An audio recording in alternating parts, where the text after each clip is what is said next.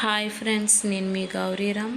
మా వారు మాకు దగ్గరలో ఉన్న ఫిష్ మార్కెట్కి వెళ్ళి చేపలు తెచ్చారు ఫ్రెండ్స్. వాటిలో కొంచెం ఫ్రై చేసి కొంచెం పులుసు పెట్టాను ఫ్రెండ్స్. పులుసు వీడియో తీయలేదు ఫ్రెండ్స్. చిన్న క్లిప్ తీసా, దాన్ని షార్ట్స్లో పెట్టేసా ఫ్రెండ్స్. ఇప్పుడు మనం ఫిష్ ఫ్రై ఎలా చేయాలో చూద్దాం ఫ్రెండ్స్. ముందుగా చేప ముక్కలను తీసుకొని అందులో పసుపు, ఉప్పు, చిన్న నిమ్మ చెక్క తీసుకొని అందులో వేసి బాగా కడుక్కోవాలి ఫ్రెండ్స్. అలా కడుక్కోవడం వల్ల చేప నీసు వాసన రాదు.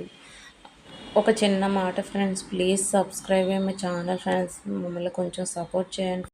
తరువాత చేప ముక్కలను ఒక బౌల్లో తీసుకొని కొంచెం కారం, కొంచెం సాల్ట్, కొంచెం అల్లం వెల్లుల్లి పేస్టు,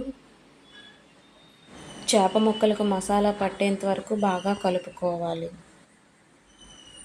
కలుపుకున్న తర్వాత 2 స్పూన్ల వరకు కార్న్ఫ్లోర్ని తీసుకొని చేప ముక్కలకు దట్టంగా పట్టేంత వరకు కార్న్ఫ్లోర్ని బాగా కలిపి చేప ముక్కలకు పట్టించాలి.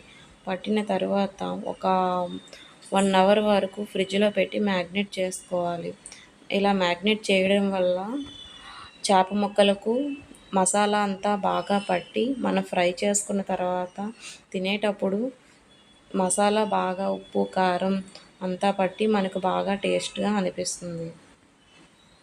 అలా అనిపించడం వల్ల మనం ఒకటి తినాలనుకుంటే ఇంకో 2 ఎక్స్ట్రాగా తింటాం. కాబట్టి చేప ముక్కల్ని ఇలా మ్యాగ్నేట్ చేసుకోవడం వల్ల చాలా లాభం ఉంది.